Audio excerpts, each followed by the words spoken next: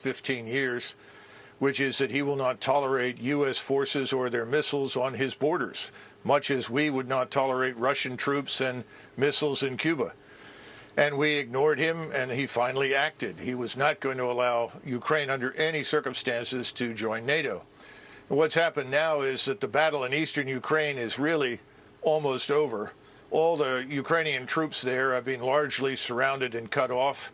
You have a concentration down in the southeast of 30 to 40,000 of them.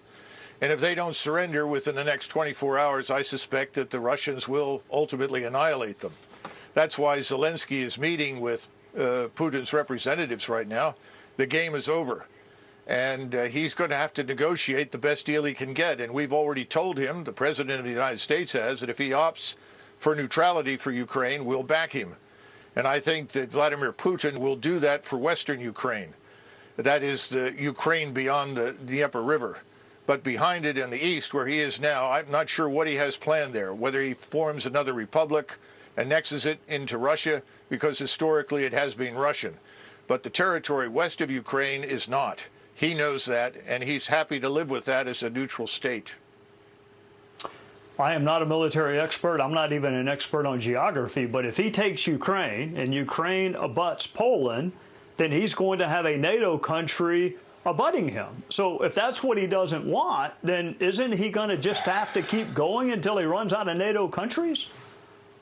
I guess I should say it again.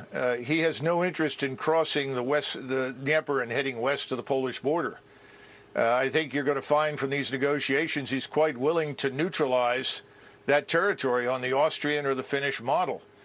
Right now, Russia already touches Estonia and part of Latvia. White Russia, of course, touches Lithuania. He's not interested in going to war with us, and he has an army that's too small for that purpose. And he knows it. His economy is smaller than that of South Korea's. So this is not something that he's looking for. We are imputing to him things that he does not want to do in our usual effort to demonize him and his country.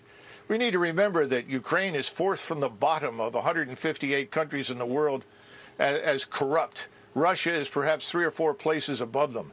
This is not the liberal democracy, the shining example that everyone says it is. Far from it. Mr. Zelensky has jailed journalists and his political opposition. I think we need to stay out of it. The American people think we should stay out of it. The Europeans think we should stay out of it.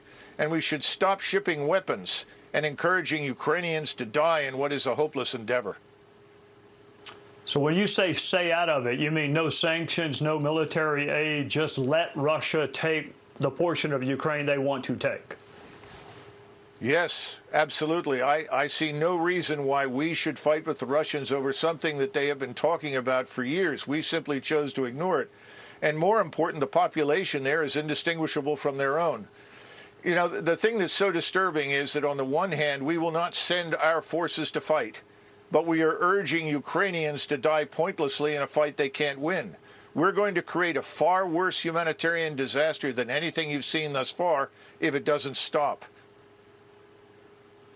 Thank you for joining us. Coming up, we are live at the Pentagon for the latest insight.